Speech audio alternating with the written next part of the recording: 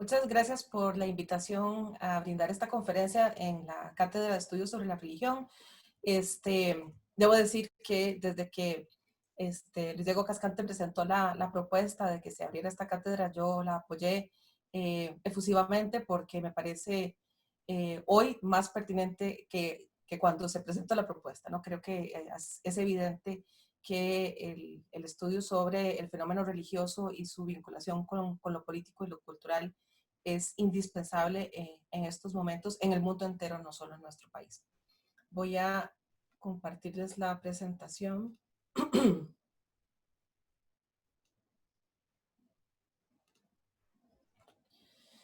Muy bien.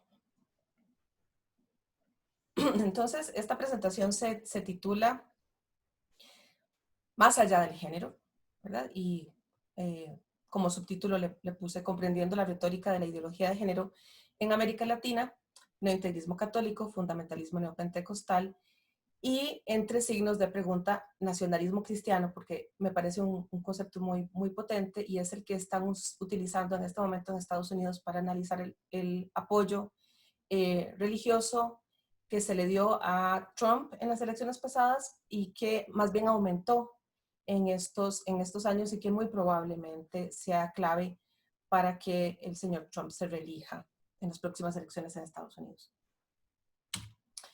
Muy bien, voy a ajustar aquí esto. Ok. Ideología de género. Lo que se conoce como ideología de género es un recurso retórico, o esta es por lo menos mi propuesta conceptual. Es un recurso retórico utilizado en el contexto de una nueva guerra santa o una nueva cruzada contra la democracia liberal y contra la herencia del pensamiento ilustrado. El principal objetivo político de esta alianza de redes de movimientos neoconservadores es tomar el control de los gobiernos y los estados a través de métodos aparentemente democráticos, o por lo menos que siguen las reglas del juego hasta cierto punto, a través de las elecciones presidenciales y parlamentarias en diversos países, usando una narrativa basada en nociones como libertad y derechos, es decir, incorporan dentro de su narrativa las nociones libertad y derechos. El objetivo final es continuar avanzando en un proyecto de refeudalización, y voy a ampliar un poquito más al respecto. ¿Qué tiene que ver el género con la refeudalización y con el neointegrismo católico y el fundamentalismo neopentecostal? Y aquí parto, del trabajo inicial de Jürgen Habermas, pero también, sobre todo, de Sigrid Neckel y de otros autores y autoras, algunos de ellos en Alemania, otras de ellas en América Latina y en Estados Unidos. Y voy a tomar dos citas. Se puede considerar que los procesos de refeudalización ocurren en varias dimensiones del orden social actual, que van desde la organización de los procesos económicos y el estatus que disfrutan los grupos de liderazgo económico en los mercados financieros, que no operan como empresarios, sino como rentistas, hasta la refeudalización del estado de bienestar, que está reprivatizando la política social pública a través de fundaciones de bien social y está transformando las demandas de bienestar social en dependientes de la caridad privada. Las más importantes son las transformaciones de la desigualdad social durante los últimos 20 años, que han implicado la polarización de posiciones sociales inconmensurables y la segmentación de los estratos sociales. Durante las últimas 2 décadas, numerosos países capitalistas han experimentado aumentos en la desigualdad social que muestran claros signos de refeudalización. Vamos a un panorama más amplio que vincula neoliberalismo, austeridad y religión. Muy bien. Con este esquema voy a tocar 3 grandes temas, pero de manera muy general que podemos ampliar luego si hay un espacio para preguntas. Las políticas neoliberales de las últimas 3 décadas, sobre todo, se dirigen a disminuir la carga tributaria en el sector que más concentra dinero, el que se ha llamado dentro del activismo como el 1%. Y esto está acompañado de políticas que han sido denominadas como políticas austericidas, ¿no? La austeridad fiscal, y que se dirige básicamente a desmantelar lo que pueda haber de estado de bienestar en los diversos países. El resultado correspondiente es un aumento de la desigualdad. Hay un segundo punto que, volviendo a la cita de Neckel, nos lleva al plano de qué pasa cuando se desmantelan las políticas sociales de los estados. Bueno, emerge entonces la caridad como respuesta. Y esta caridad privada se enrumba en dos líneas principales. A través de la filantropía de sectores muy poderosos y a través, esto es lo más importante, de las organizaciones religiosas. Entonces hay una sustitución de los derechos económicos, sociales y culturales por obras de caridad. Por ejemplo, en Costa Rica lo hemos visto con el famoso Padre Sergio. Y esto conlleva un proceso de transformación de los sujetos de derechos en sujetos de lástima. En América Latina, el vacío que queda con la eliminación de las políticas sociales ha sido tomado paulatinamente por organizaciones religiosas. Esto ha facilitado entonces la expansión de, sobre todo, las iglesias neopentecostales más militantes. El Estado ya no está presente en las comunidades más excluidas, más vulnerabilizadas, excepto, sobre todo, para criminalizar a los pobres. Criminalizar, por ejemplo, a los jóvenes que hacen narcomenudeo o que se dedican a alguna actividad delincuencial de poca monta, ¿verdad? Ahí es donde vemos el Estado ejerciendo su poder de represión más violentamente, pero no lo vemos en las grandes esferas de las mafias que controlan los negocios, por ejemplo, de tráfico de drogas, por poner solo un caso. Pero ¿qué tiene que ver el género con la refeudalización y con el neointegrismo religioso católico y el fundamentalismo neopentecostal? Bueno, vamos acercándonos poco a poco.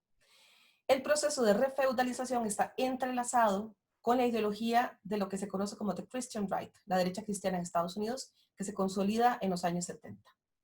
El fundamentalismo neopentecostal, basado en el evangelio de la prosperidad, riñe con el Estado social de derecho o con el Estado de bienestar. Rechaza que el Estado tenga algún papel social o redistributivo. Las políticas sociales son caracterizadas desde esta ideología de la derecha cristiana como una ideología socialista o comunista, porque además se considera la pobreza como un resultado de las debilidades morales de las personas o como resultado del alejamiento de las personas con respecto al mandato divino, etc. Entonces, la respuesta para salir de la pobreza tiene que ver con acercarse a la comunidad religiosa y obedecer los mandatos de la comunidad religiosa. Aunque los neointegristas católicos no siguen el evangelio de la prosperidad tal y como se expresa en el neopentecostalismo, sí están de acuerdo con esta corriente político-religiosa en considerar la caridad como la forma divina de responder a la pobreza y al sufrimiento humano. El Opus Dei es un ejemplo de esto. Y esta es la clave de lo que yo denomino como el clientelismo de la fe. Es un ejercicio disciplinario de poder. ¿Cómo funciona? Pues las diversas comunidades religiosas que coinciden con esta lógica y otras que no coinciden, aunque sean cristianas, no van con esta línea.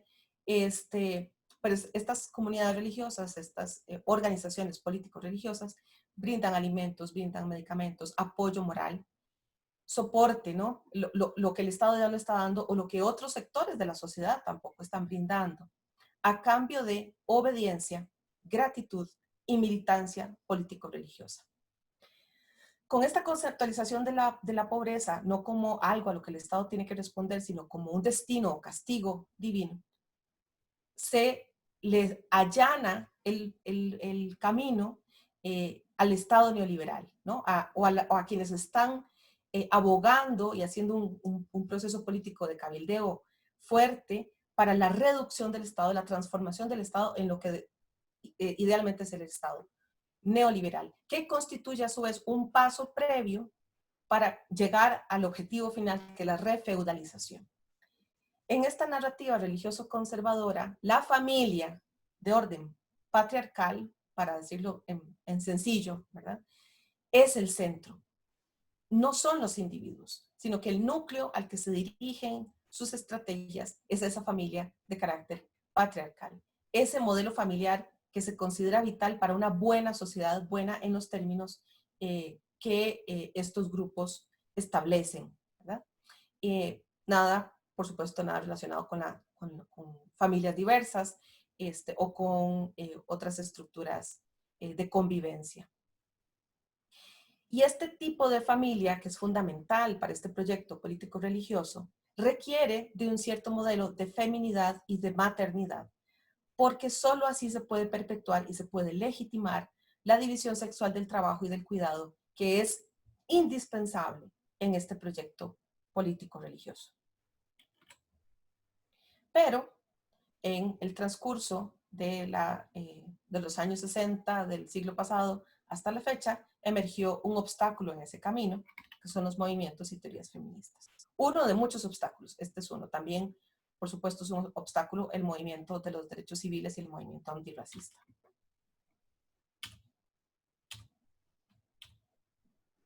Ok. Aquí, se fue la imagen de don Benedicto. Bueno, es tan importante la avanzada de los movimientos feministas en el mundo, fue tan significativa, se lograron tantas transformaciones, que eso ameritó un alto en el camino en estas alianzas de grupos conservadores para analizar la estrategia de estos movimientos sociales, comprenderla y luego replicarla. Y vean, a manera solo de ejemplo, este discurso que pronunció Benedicto XVI en diciembre de 2012, un discurso relacionado con las celebraciones de la Navidad, y fue dirigido específicamente en contra de Simone de Beauvoir. Es decir, el Papa, en aquel momento, el Papa, el líder fundamental de la Iglesia Católica, concentró una celebración religiosa tan importante como las celebraciones de Navidad para dar un mensaje en contra de una intelectual, de una filósofa. ¿A qué se estaba refiriendo Benedicto XVI en aquel momento, en 2012? Bueno, a la famosa ideología de género, y señala como una de sus principales artífices conceptuales a Simone de Beauvoir con su famosa frase que uno no nace mujer, sino que deviene mujer. No me voy a detener demasiado acá, pero lo que sí quiero ilustrar es que este no fue un discurso panfletario, no fue un discurso lleno de eslogans, sino que claramente se nota que hubo un equipo de gente que se dedicó a analizar, y probablemente desde hacía mucho tiempo lo estaban haciendo, textos fundamentales en la teoría de género, en la teoría feminista, que habían servido para movilizar a miles de mujeres en diversas partes del mundo en un proyecto político transnacional canalizado a través de organizaciones intergubernamentales como las Naciones Unidas, para finalmente avanzar en la agenda de los derechos humanos de las mujeres. Y aquí lo que está haciendo el Papa es indicando que este discurso es peligroso, que este discurso implica una amenaza, no solo para quienes conforman la comunidad católica o más ampliamente la comunidad cristiana, sino para toda la sociedad humana. ¿Y cuáles son los mensajes clave? De Ratzinger en aquel momento contra Simone de Beauvoir, pero después también comenzó a escribir criticando a Judith Butler. Bueno, aquí están tres ideas fundamentales. La construcción social situada históricamente de los roles de género, y esto va en contra de la noción de una jerarquía sexual natural y divina, y en contra de la idea de la complementariedad entre los sexos, que es absolutamente necesaria para normalizar la división sexual del trabajo y hacerla aceptable y perpetuarla. La idea de que la maternidad no es destino ni es instinto. Y entonces acá la respuesta desde el Vaticano fue el aborto siempre va a ser un pecado, y el aborto lo que indica es una actitud antinatural de la mujer, ¿verdad? Porque va en contra de su función fundamental en la reproducción de la especie. Y además, el mensaje subyacente es que la reproducción forma parte y debe estar al servicio de objetivos político-económicos que perpetúan el status quo. Y la tercera idea es la autodeterminación, autonomía y emancipación. La respuesta desde el Vaticano es que no puede haber conducta moral fuera de la ley divina. Quien se separa del mandato divino actúa de manera inmoral, y que la sociedad necesita un director de conciencias. Esto es muy importante para las cosas que vamos a discutir más adelante.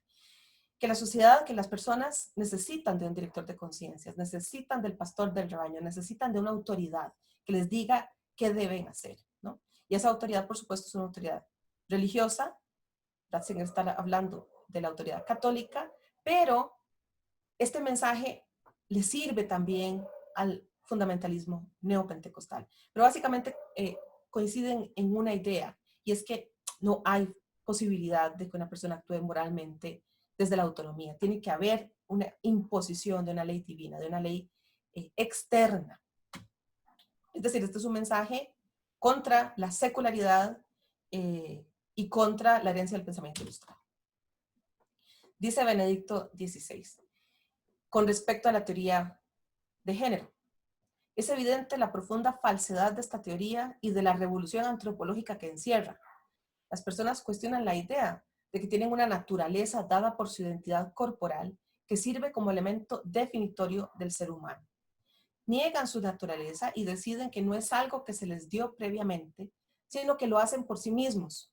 Según el relato bíblico de la creación, ser creado por Dios como hombre y mujer pertenece a la esencia de la criatura humana.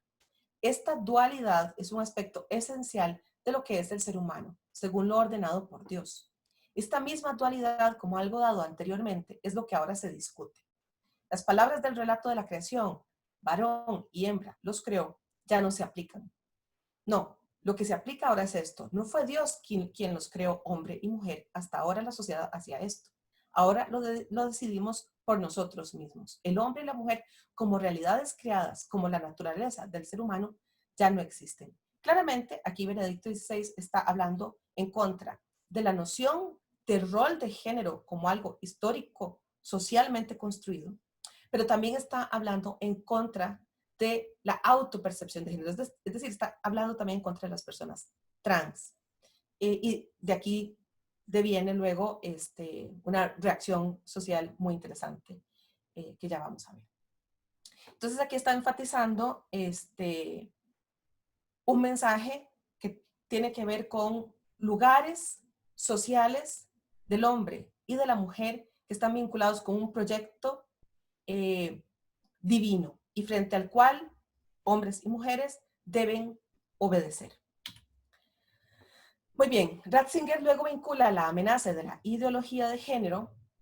Aquí comienza el recurso retórico, la estrategia retórica, no le dice teoría de género, le dice ideología de género, con el deber moral y político de la Iglesia de proteger a la humanidad. Entonces, Ratzinger lo que está diciendo es, este movimiento que está amparado a esta ideología de género representa una amenaza para toda la humanidad, y frente a esa amenaza, la Iglesia, el pueblo de Dios, tiene la obligación de levantarse. Y me voy a lo que está marcado acá en azul. Al entrar en el pensamiento y la comprensión de los hombres, dice Ratzinger, este conocimiento amplía el horizonte de la razón y por lo tanto habla también de quienes no pueden compartir la fe de la Iglesia. En su diálogo con el Estado y la sociedad, la Iglesia, por supuesto, no tiene respuestas listas para preguntas individuales. Junto con otras fuerzas de la sociedad, vean qué interesante, esto es un mensaje político, junto con otras fuerzas de la sociedad, luchará por las respuestas que mejor se correspondan con la verdad de la condición humana, los valores que reconoce como fundamentales e innegociables para la condición humana. Debe proponerlos con toda claridad, debe hacer todo lo posible por convencer, y esto puede estimular la acción política. Está haciendo un llamado a la intervención en la política pública de los estados. Esta es en parte la respuesta a ese llamado a la acción política, la campaña Con mis hijos no te metas, que todos ustedes, las personas que están siguiendo esta conferencia, tienen que haber visto, ¿no? Esto fue un fenómeno global, no solo en América Latina, también se vio en varios países europeos, en varios lugares de los Estados Unidos. Con mis hijos no te metas no a la ideología de género en las escuelas.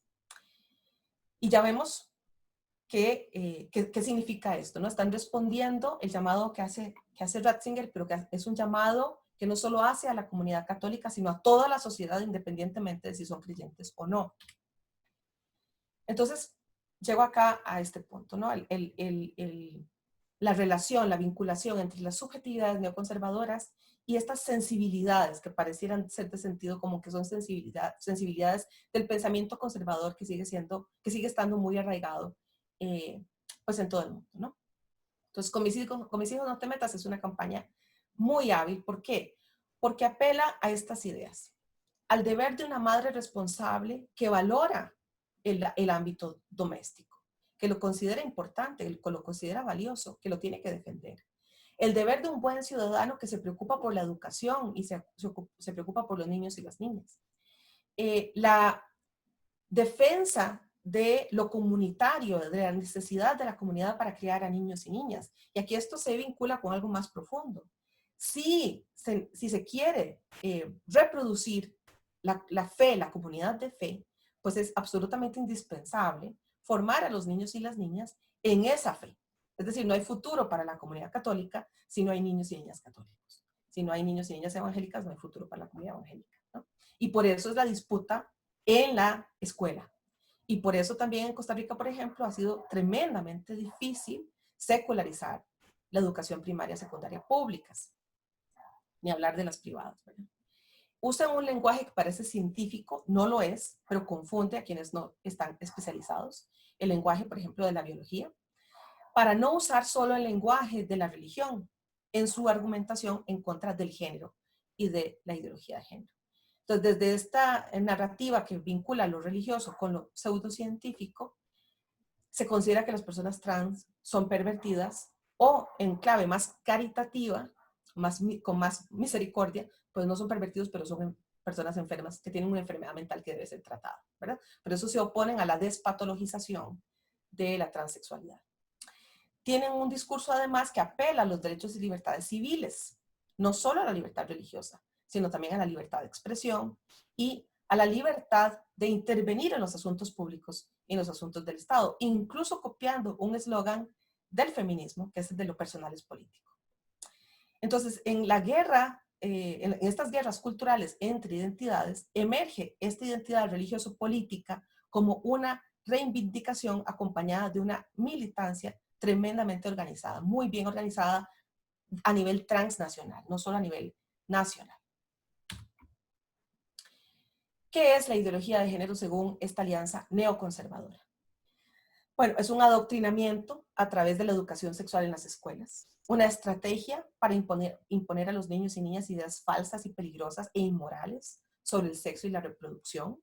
Entonces, utiliza una serie de falacias, por ejemplo, que las personas pueden elegir su propio género como les plazca, es decir, que el género es una elección antojadiza que puede cambiar de un día al otro. Promueven también mentiras como que la educación sexual va a terminar legitimando la pedofilia o que va a empujar a los niños y niñas a tener conductas sexuales riesgosas. Dicen que esta es una nueva forma de imponer la cultura de la muerte. La cultura de la muerte que tiene que ver con la legalización del aborto o con una oferta de anticonceptivos para las personas jóvenes. Incluso en Costa Rica se asoció con la vacuna en contra del papiloma, en contra del virus del papiloma humano y muchos padres y madres de familia querían rehusarse a que sus hijas fueran vacunadas porque asociaban la vacuna con promoción de una actitud o de una conducta sexual libertina e irresponsable. Y aquí hay un punto importante con respecto al aborto. Su miedo al aborto tiene que ver, en realidad no tanto con el estatuto moral del embrión, sino con la antinaturalidad, entrecomillada, de aquella mujer que no ama su embarazo desde el momento en que se le da la noticia de que está embarazada. Sí, esto es una amenaza simbólica tremenda para este movimiento religioso político. Pero además, detrás de la lucha contra el aborto, que es una lucha que está intrínsecamente vinculada con el movimiento de la derecha cristiana en Estados Unidos, esa lucha contra el aborto, contra el aborto, ese activismo, no es un activismo endógeno en América Latina, sino que está ligado a el proyecto de evangelización, ligado a los proyectos de la derecha que vienen desde los Estados Unidos. Hay una historia muy compleja que tiene raíces racistas en Estados Unidos. Y solo voy a decir aquí algo muy breve porque se nos acaba el tiempo. Algunos de los articuladores políticos más importantes de la derecha cristiana en los 70 vieron en el aborto una forma de articular emociones y ampliar su plataforma política por el miedo a que las mujeres blancas estuvieran teniendo menos hijos que las mujeres racializadas. Y la penalización o la prohibición del aborto fue una estrategia justamente para obligar a mujeres que podrían tener la posibilidad de decidir no tener hijos a tenerlos, ¿no? Y prácticamente acompañaban su mensaje con la idea, su mensaje contra el aborto con la idea de que las mujeres cristianas, blancas, católicas o evangélicas, tenían la obligación de proveer más hijos al proyecto de Dios en la tierra. También para, en la narrativa, en esta narrativa neoconservadora, la ideología de género está vinculada con un esquema político para neutralizar la libertad religiosa. Entonces vemos constantemente que desde estos grupos neointegristas católicos o neopentecostales hay un discurso victimista. Nos están censurando, nos están impidiendo la libertad de expresión. Hay persecución religiosa, ¿no? Eso están, por ejemplo, lo han dicho líderes de partidos políticos religiosos en Costa Rica, como Restauración Nacional y todos los demás que se parecen, ¿no? Nos persiguen porque somos religiosos. Pero esa es la misma retórica en este momento que se está utilizando contra la candidata elegida por Trump para llenar el espacio que dejó la jueza Ruth Ginsburg, ¿no? Así que la gente está hablando sobre la religión de esta candidata. Entonces, esto es persecución religiosa. Pero detrás de esa narrativa, en realidad, estos grupos, esta alianza de alianzas, lo que quiere es retroceder en el proceso de secularización de la esfera pública, retroceder en las reivindicaciones de un Estado laico en aquellos países donde el Estado no es laico, pero hay países cuyo Estado es formalmente laico y la secularización nunca se dio. Y vemos el caso de Costa Rica, que sigue siendo un Estado católico confesional y que ha sido prácticamente imposible avanzar en la discusión sobre la reforma constitucional. Pero también podemos fijarnos en el caso boliviano y lo que pasó con el reciente golpe de Estado, que en un momentito voy a discutirlo. Voy a ver cómo estamos de tiempo y también Luis Diego me puede decir si ya me estoy pasando mucho.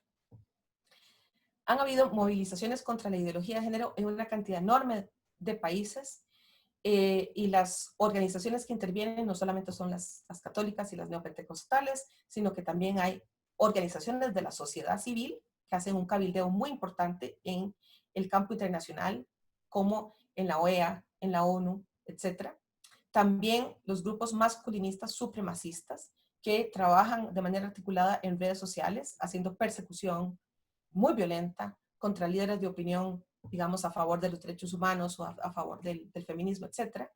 Y tienen intelectuales orgánicos interesantes como Jordan Peterson, Marques Silage, y en Brasil, Olavo de Carvalho, que es muy importante para la articulación que puso a Bolsonaro en el poder.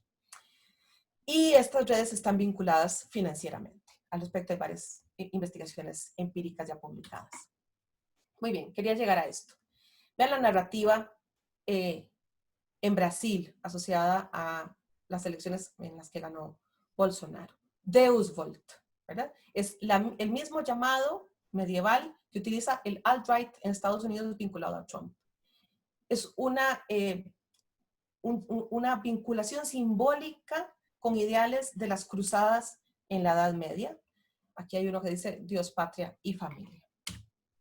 Aquí está Bolsonaro, vestido como un cruzado. Y estos son también memes asociados a Trump, como un cruzado. Aquí está otro, ¿no? Keep calm and Deus Vult, mantenga la calma y que se haga la voluntad de Dios. Esta es una reunión de seguidores de Trump que además llevan símbolos, bueno, que podemos identificar como claramente racistas. Entonces, con esto voy a terminar. El neointegrismo católico como un movimiento político, Puedes hablar fundamentalmente. más, Gaby, perdón. Puedes hablar Perfecto. 10, 15 minutos, 20, no te Ok, preocupes. yo creo que con 5 lo logramos. El neointegrismo católico como movimiento político que se opone a ciertas reivindicaciones fundamentales que son herencia del pensamiento ilustrado, que se opone a la división entre Estado y religión, que se opone a ciertas nociones, digamos, de autonomía, de libertad y de derechos humanos, y que incluso se opone dentro de la Iglesia Católica a ciertos movimientos reformistas como el Concilio Vaticano II. El integrismo católico está buscando o rescatando, desentrañando simbolismos que entran dentro de la categoría medievalismo, simbolismo que tiene que ver con una romantización de la Edad Media. Y por su lado, en el neopentecostalismo, en el fundamentalismo neopentecostal, estos simbolismos son tremendamente útiles porque el fundamentalismo neopentecostal es estructuralmente sexista, estructuralmente misógino y está nutrido de muchos hombres excluidos, desplazados, empobrecidos, que están viviendo una crisis tremenda porque no saben cuál es su lugar en el mundo, porque no logran alcanzar las expectativas de la masculinidad hegemónica, no tienen dinero, no triunfaron en lo laboral ni en los estudios. Es decir, esa masa también de hombres excluidos que están desesperados por algo que les dé sentido, están recurriendo a las iglesias neopentecostales. Y estas iglesias les están hablando de qué significa ser hombre, ¿no? ¿Qué significa ser hombre desde la noción religiosa? Tener honor, tener dignidad, ¿no? Y entonces esto enlaza muy bien con ese ideal de los cruzados, de los caballeros, ese ideal medievalista que es históricamente inexacto, pero en este momento eso no importa. Lo que se están contando, la narrativa que se están contando es lo que realmente importa. Ese medievalismo ligado al alt-right, a esta derecha alternativa estructural dentro del movimiento de Donald Trump, ataca varias poblaciones clave. Por supuesto, las mujeres, sobre todo el feminismo, pero también la diversidad sexual y ataca a los pueblos indígenas. Y esto ha sido claro en Brasil durante estos años con Bolsonaro. Se justifica y se fundamenta el genocidio de los pueblos indígenas en nombre bueno, de convertirlos, ¿verdad? De hacerlos parte del pueblo de Dios ligado a un proyecto de extremo neoliberalismo, de un capitalismo extractivista atroz. También hay otros aspectos de esta narrativa medievalista que es muy atractiva para sectores excluidos de la población. Por ejemplo, en Estados Unidos, lo que se conoce como los rednecks, ¿no? Las personas blancas muy empobrecidas, que no tuvieron acceso a la educación, que tienen un enojo enorme contra las élites que ellos consideran aliadas al Partido Demócrata. ¿Cuáles mensajes son esos? Bueno, el respeto por valores religiosos que fomentan el tejido social, ¿verdad? Es decir, para estas personas el tejido social solo se puede reparar a través de la religión, a través de la obediencia a valores cristianos. Y además, esta narrativa también les permite canalizar el resentimiento que sienten por poblaciones que se mal llaman minorías, por poblaciones históricamente discriminadas como las personas negras, por ejemplo, o como personas latinas en Estados Unidos, que están recibiendo un pequeño beneficio a través de las políticas de acción afirmativa. Entonces, estas personas que son seguidoras de Bolsonaro en Brasil o personas que son seguidoras de Trump en Estados Unidos, están tremendamente frustradas y tremendamente molestas con que se les dé algún tipo de apoyo social a personas negras, a personas indígenas, a personas homosexuales o a las mujeres. Y consideran que eso es injusto y consideran que esas políticas están contribuyendo a su pobreza y a su exclusión. Y por eso son personas que son capaces de movilizarse en contra, por ejemplo, de reformas tributarias que les van a cobrar más impuestos a los ricos para pagar política social. Son personas que se van a movilizar en contra de cualquier tipo de instrumento de justicia distributiva, porque dicen que esos instrumentos solo benefician a ciertas personas que en realidad no se lo merecen. Esa narrativa ya también la estamos viendo en Costa Rica. Bueno, aquí tenemos un ejemplo de quienes llevan esos discursos, ¿verdad? Fabricio Alvarado y Ronnie Chávez. Pero quiero que le presten atención a Ronnie Chávez. Aquí está Ronnie Chávez en Bolivia un par de meses antes del golpe de Estado, diciendo que venían cosas importantes para la nación boliviana. Bueno, las cosas importantes es que se venía un golpe de Estado. Y aquí está Yanine Áñez, que tomó la presidencia de Bolivia a través de una forma, digamos, antidemocrática espuria, en una reunión donde está Fabricio Alvarado. Y vean qué hace Yanine Áñez cuando entra a tomar posesión como presidenta ilegítima de Bolivia. Lleva esta Biblia enorme, ¿no? Y su mensaje claramente es retroceder o anular lo que había pasado en Bolivia con un proyecto plurinacional y de pluralidad de cosmovisiones. Es volver a traer el símbolo del colonialismo, un símbolo, bueno, que podemos asociar incluso con el genocidio, ¿no?, de poblaciones indígenas en este continente.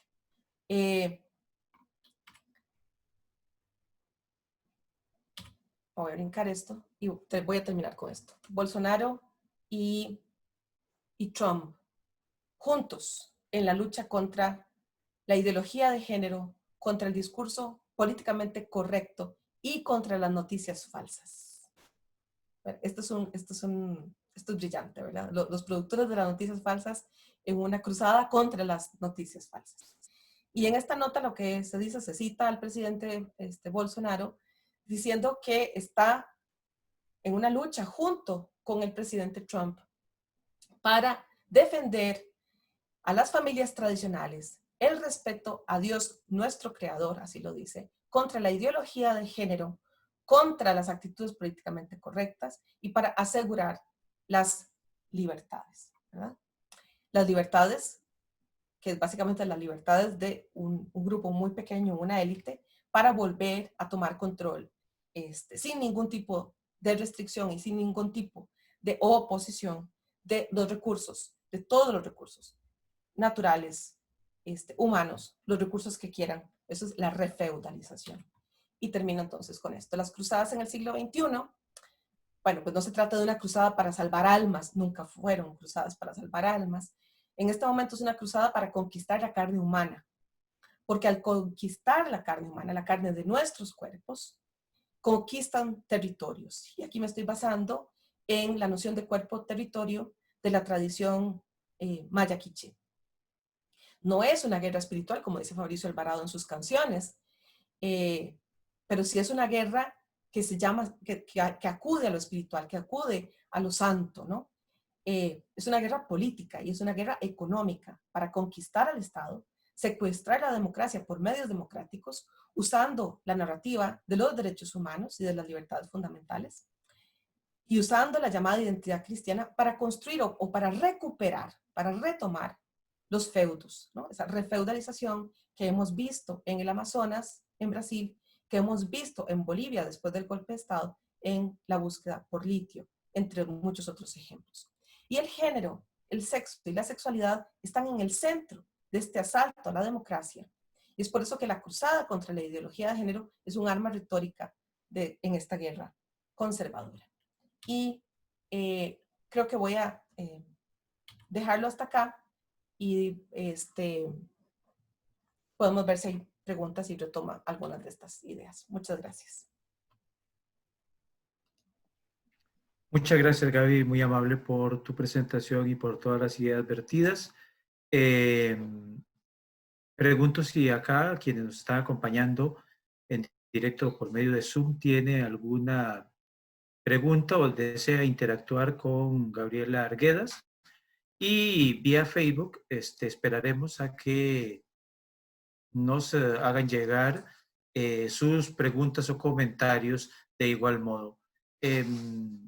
¿Alguna pregunta, caballeros y señoritas presentes aquí el día de hoy? Roberto, te escuchamos, Roberto, micrófono. Bueno, muchas gracias. Buenas noches a todos, a todas. Gracias, Gabriela, por esta presentación. Eh, Aprendí mucho y confirmé algunas otras sospechas que tenía. Te agradezco mucho. Y gracias a los organizadores. Quería hacerte una pregunta muy puntual, saliéndome un poquito del tema, no mucho, porque comparto plenamente lo que decís respecto de Bolivia. ¿Sí? El movimiento en Bolivia, ¿no? Como señal, ¿no? Como un muy buen ejemplo de lo que estás planteando. Pero quería preguntarte, ¿qué sabes? ¿Por qué el feminismo se dividió a la hora de juzgar el golpe de Estado en Bolivia? ¿Qué fue yo comparto tu posición. De hecho, vos lo llamás golpe de Estado, lo que ocurrió en Bolivia. Pero el feminismo se dividió. Y quería preguntar, por lo menos en América del Sur, en Bolivia, en Argentina, en Brasil, la posición de Rita Segato, por ejemplo, fue muy cuestionada, ¿verdad? Quería preguntarte tu opinión. eh, ¿Por qué faltó esta claridad para darse cuenta lo que estaba pasando en Bolivia en el feminismo? ¿Qué fue lo que se discutió, lo que no sabemos de la discusión? ¿Y por qué no se vio con la claridad con la que vos lo planteaste?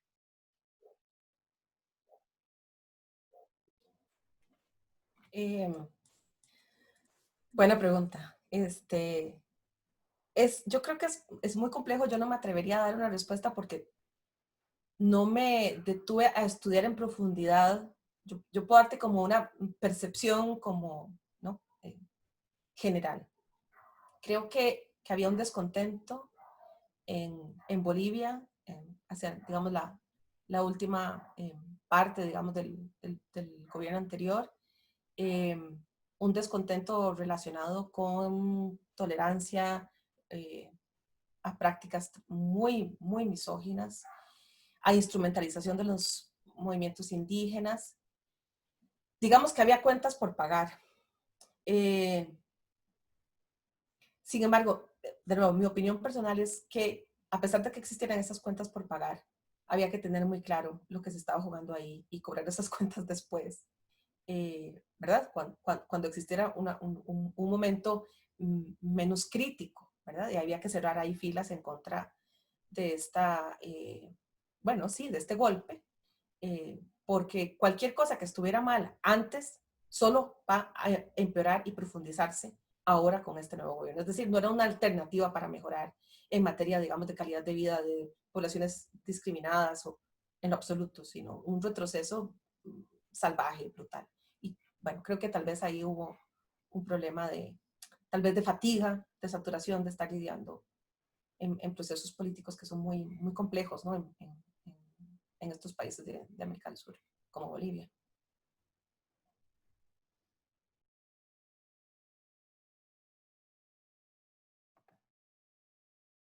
¿Algo por agregar, Roberto? ¿O preguntarle a Gaby?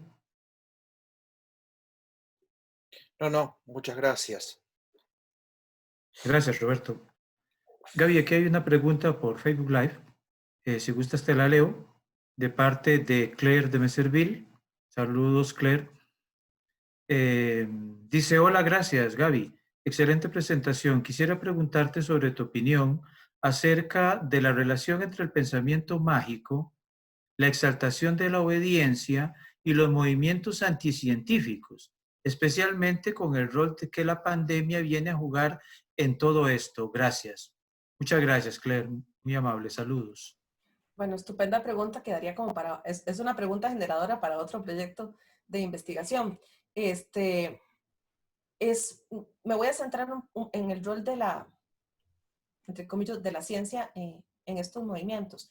Estos movimientos que podríamos denominar alianza de movimientos neoconservadores, porque tiene sus diferencias, solo que saben ponerlas a un lado. Digamos, contrario a lo que estaba mencionando Roberto en Bolivia, ¿no? Esta gente sabe poner sus diferencias a un lado cuando tienen un proyecto, cuando tienen un objetivo político común y no cejan, ¿no? Van directo desde los 70 y lo dicen, tengo la cita, ¿no? Vamos a comenzar como oposición, nos vamos a convertir en la alternativa y vamos a terminar siendo el gobierno.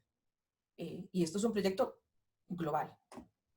Para esta gente, el discurso científico fue un enemigo muy potente en los últimos años, digamos, para el integrismo católico en el siglo XIX, que es, digamos, la raíz del neointegrismo. El discurso científico era una amenaza frontal, ¿verdad? Y entonces, ¿qué es lo que pasa? Porque decía yo que han estudiado las estrategias de los movimientos sociales que podríamos llamar progresistas o emancipatorios o de liberación o de derechos humanos, como queramos. Estudiaron estas estrategias y las replicaron.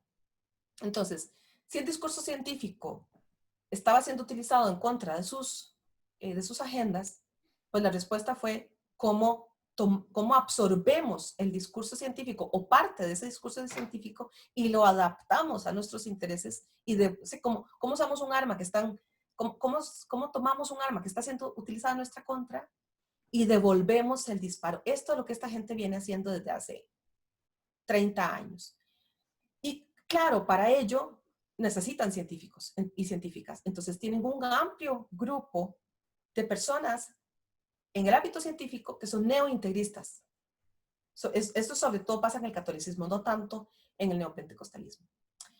Que son científicos y científicas, son intelectuales, son abogados, abogadas. Hay una abogada que justamente viene de la misma universidad de donde viene la candidata de Trump a la Suprema Corte, que es una especialista en derechos humanos, pero sabe perfectamente cómo argumentar desde los derechos humanos en contra de los derechos humanos, ¿verdad? Entonces, han utilizado en este momento el discurso científico para acusar a la teoría de género de anticientífica, para ridiculizar, para llevar al absurdo los postulados de la teoría de género y de las teorías feministas. Pero esto lo vemos ahora sucediendo, digamos, en este instante con respecto también a la pandemia. Estos grupos extremistas religiosos, políticos, que se oponen a la intervención del Estado en cualquier situación, también han estado alimentando teorías de la conspiración relacionadas con la pandemia. Y están absolutamente en contra de cualquier medida estatal de restricción de libertades fundamentales para controlar el contagio. Entonces son los grupos que están en contra de las cuarentenas, son los grupos que están en contra de cerrar las escuelas, etcétera, etcétera, etcétera. Y dicen que lo están haciendo con base en evidencia científica. Entonces, este uso de la noción evidencia científica lo que nos demuestra es que también tenemos una crisis, digamos, de teoría del conocimiento, una crisis epistemológica, si lo queremos decir más ampliamente. Y este juego de palabras es tremendamente efectivo para contrarrestar una de las emociones que creo que están en juego, una de las más importantes y seguro primitivas emociones que están aquí en juego, que es el miedo a lo desconocido, que es el miedo a la incertidumbre. Estos grupos religioso-políticos le ofrecen a la gente certezas. Y todo lo que tienen a su alrededor es incertidumbre. O sea, el único lugar donde pueden encontrar algo que les calma la ansiedad y el miedo a lo desconocido es ahí. Y además, ahora con supuestos respaldos científicos. Entonces yo no creo que sea solo la obediencia a la autoridad religiosa, es que hay un autoconvencimiento desde la necesidad de contarse un cuento que los tranquilice.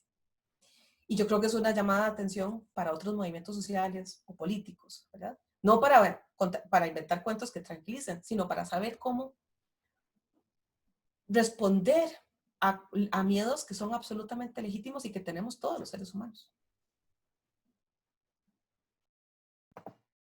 Muchas gracias, Gaby. Sigo leyendo otras intervenciones a través de Facebook Live. Muchas gracias a quienes nos están viendo y enviando sus consultas y comentarios. Doña Susana Rostanol dice, excelente exposición, muy esclarecedora. Don Gil Solano dice, excelente conferencia, muy completa. Don Santiago Arias Villalobos dice, excelente conferencia, profunda y lúcida. Y hace un comentario don Fabián Castillo, siguiente, buenas noches. Me gustaría que doña Gabriela comentara los nexos de la derecha evangélica con los grupos de teorías de conspiración de derecha queer, me parece, que es lo que quiere decir. Es los grupos Es de la Q teoría de más bien. conspiración de Canon, de Canon, sí. QAnon, exacto. Bueno, que es algo muy complejo de descifrar, pero que hasta donde yo he podido estudiar y leer otras investigaciones, también son grupos que están ligados a, digamos, a las sectas más extremistas, eh, que no necesariamente son religiosas, son extremistas que son aliados de los extremistas religiosos.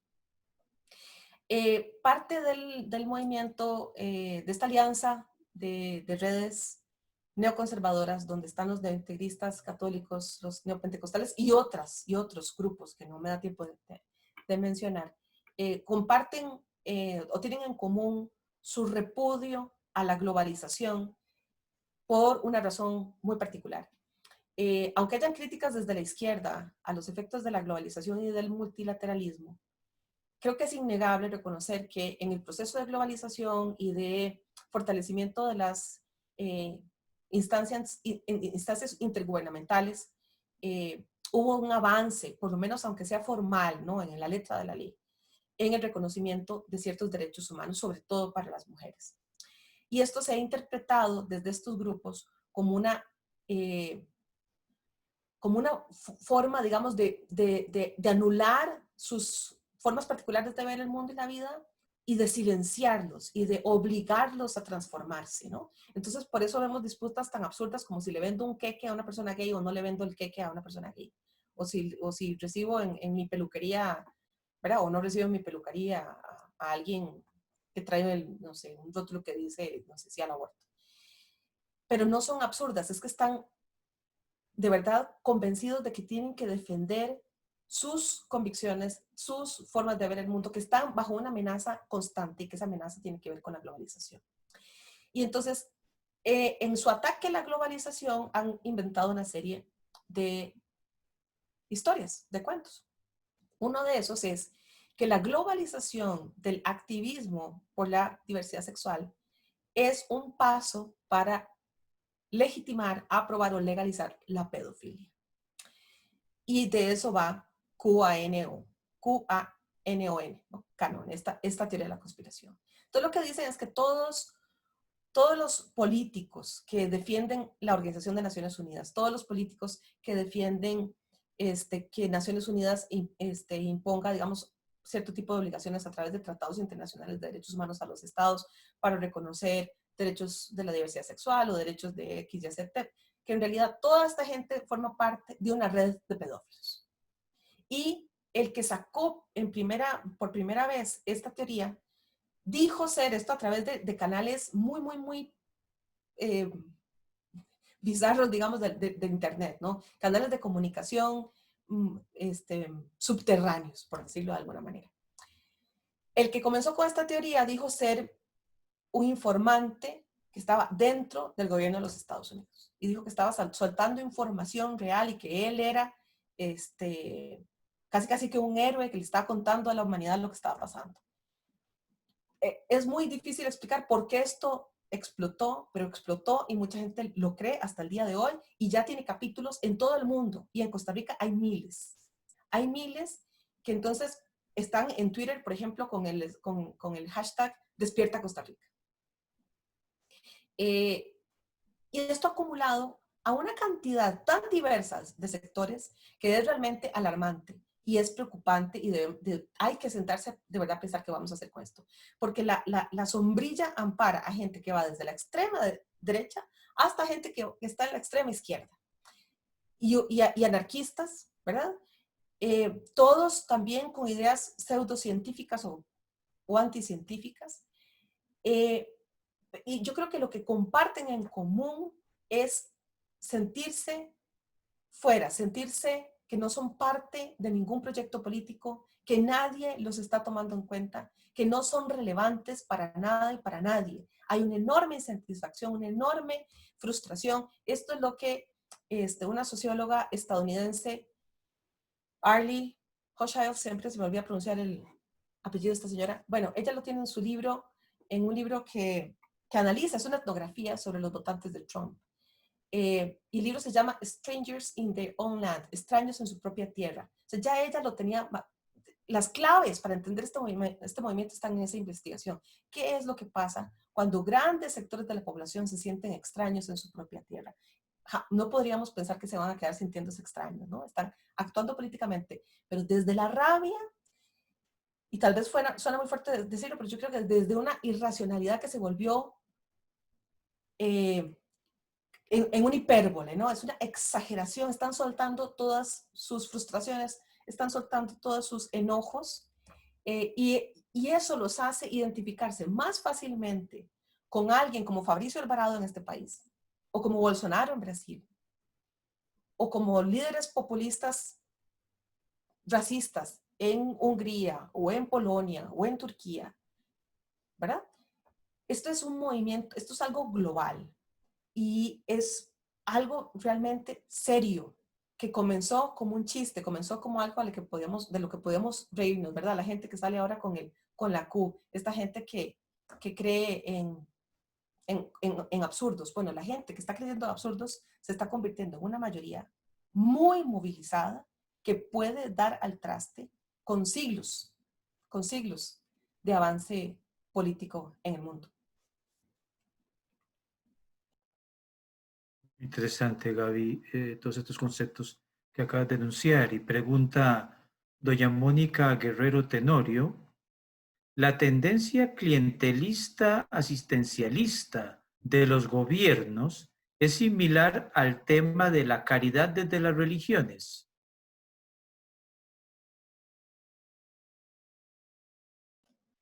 Excelente pregunta, excelente pregunta.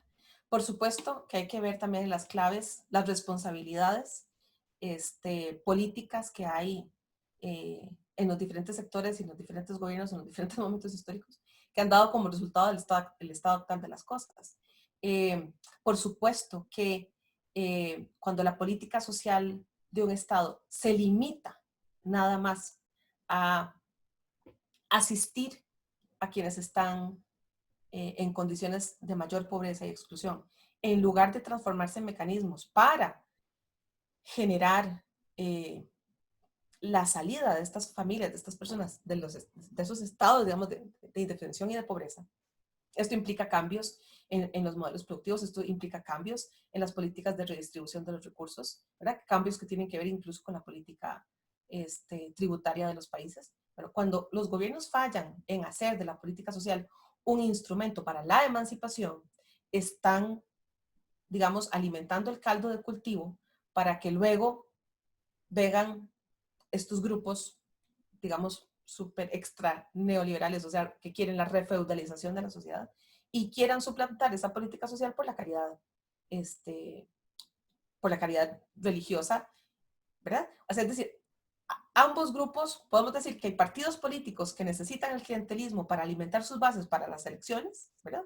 Y hay organizaciones político-religiosas que necesitan exactamente lo mismo con la misma gente, ¿verdad? Entonces están disputando quién tiene legitimidad para utilizar esos mecanismos de disciplinamiento de las personas. Ambos son repudiables. Ambas instrumentalizaciones de las personas más vulnerabilizadas son repudiables e inaceptables.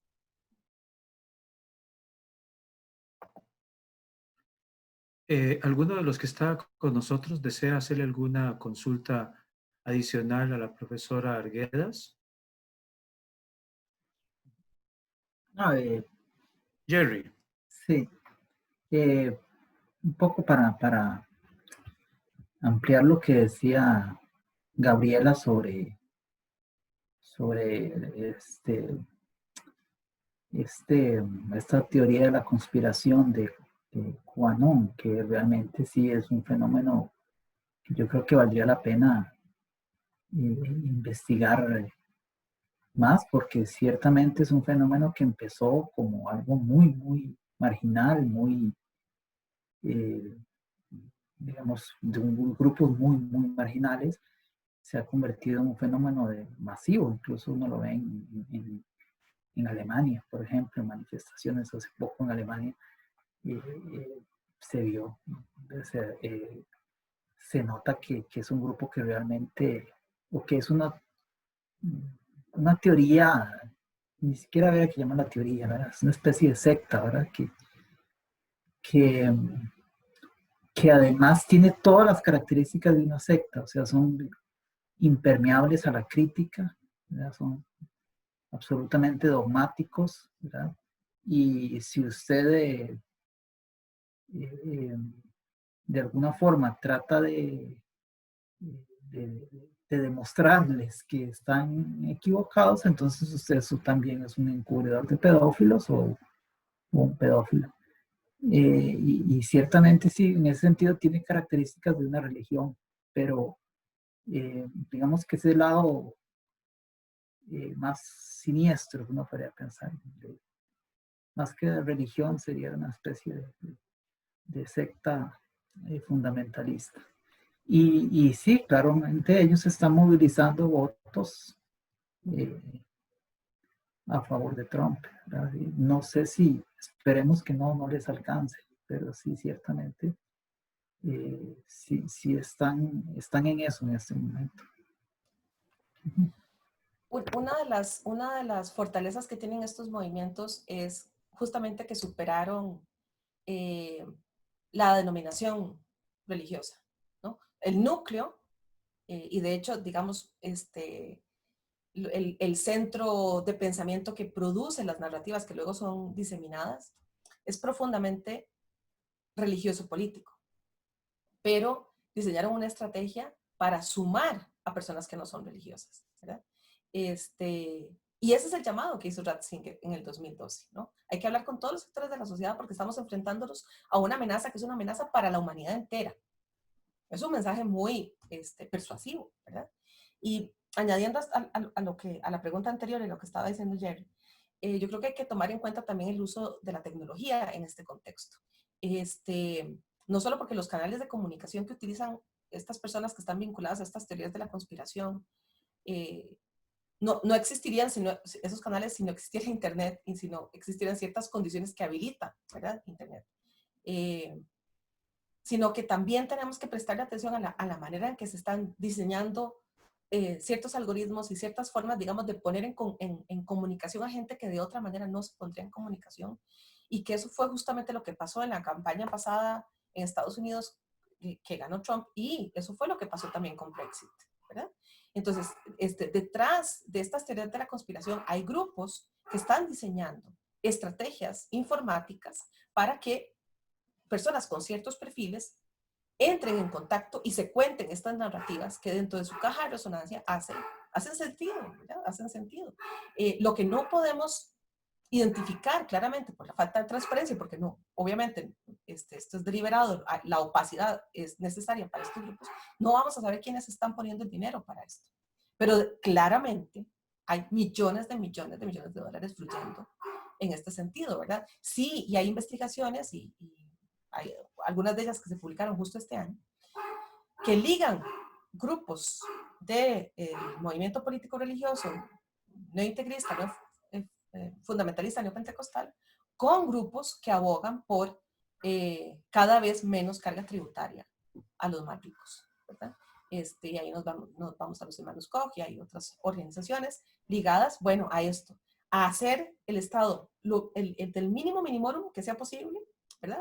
Y privatizar todo lo que sea posible y además que se elimine un Estado interventor, es decir, que no hayan normas jurídicas que le impidan a las personas hacer el negocio que quieran, y esto es claro en Brasil, ¿verdad? Que no hayan normativas que impidan la explotación de los recursos, la explotación de la tierra. Esto está en el último slide que no presenté. Esto está profundamente ligado también con una estrategia para frenar políticas de protección del ambiente, políticas para controlar de alguna manera el cambio climático, que yo creo que eso ya no se pudo, ¿verdad? Hay un ligamen al respecto, y de hecho también por eso es que muchos en los grupos neointegristas fundamentalistas niegan que el cambio climático exista, o bien dicen que no es tan grave, y también niegan que la naturaleza tenga que ser protegida. Y consideran que cuando se habla de los derechos de la naturaleza o la protección de la naturaleza, la protección de los ecosistemas, lo llaman esto como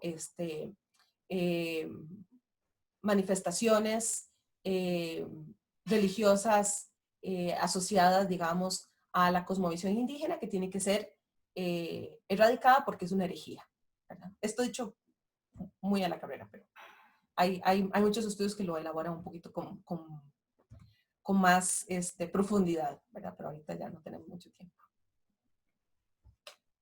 Don Gil Solano, Gaby dice, pregunta lo siguiente: ¿desde cuándo se usa el término, entre comillas, ideología de género, y cuáles son sus implicaciones para los derechos de las minorías? Yo he rastreado usos del término ideología de género que llegan hasta finales del siglo XX, ¿no? Esto comenzó a finales del siglo XX, pero la estrategia de utilizarlo como un recurso retórico para capturar la atención de muchos sectores de la sociedad, esto es, digamos, hace más o menos unos 15 años. Es una reacción contra los avances que se habían logrado desde los movimientos feministas en plataformas internacionales dentro de Naciones Unidas, y que estaban empujando a los estados a hacer cambios en su legislación. En esas reuniones, como la conferencia de población, etcétera, el Vaticano siempre hacía alianza, y hace todavía alianza, con los estados teocráticos árabes. Entonces, es muy interesante ver que el extremismo islámico, en alianza con el Vaticano y con otros grupos religiosos, ¿verdad? Todos juntos, con un mismo objetivo, con la misma agenda, que es frenar el avance de los derechos de las mujeres. Pero ya sabemos que ese no es su único objetivo. Esa es la punta de lanza, pero su objetivo va más allá.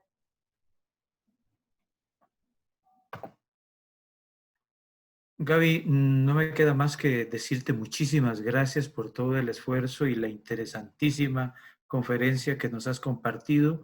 Me incluyo, hemos aprendido muchísimo el día de hoy. Estás cordialmente invitada para que en algún momento, con toda la libertad del caso, nos hagas alguna propuesta en torno a algún tema relacionado con tus intereses de investigación rigurosa, concienzuda, que siempre te acompañan, como debe ser un espacio de carácter académico.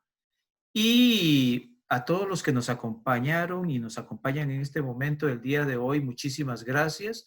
Están cordialmente invitados para siguientes conferencias a través de Facebook Live y Zoom de parte de la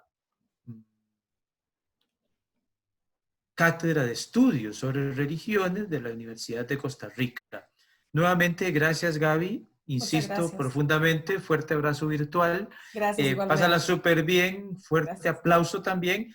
Y muchas gracias, y será hasta otra ocasión en donde pues intercambiemos, escuchemos opiniones de expertos y expertas que nos enriquecen el acontecer político, religioso, académico, costarricense y también mundial. Buenas noches a todos y a todas, y pásenla súper bien, que estén de verdad muy bien. Hasta luego. Buenas noches, chao, muchas Buenas gracias. noches, Gaby, muy amable a vos.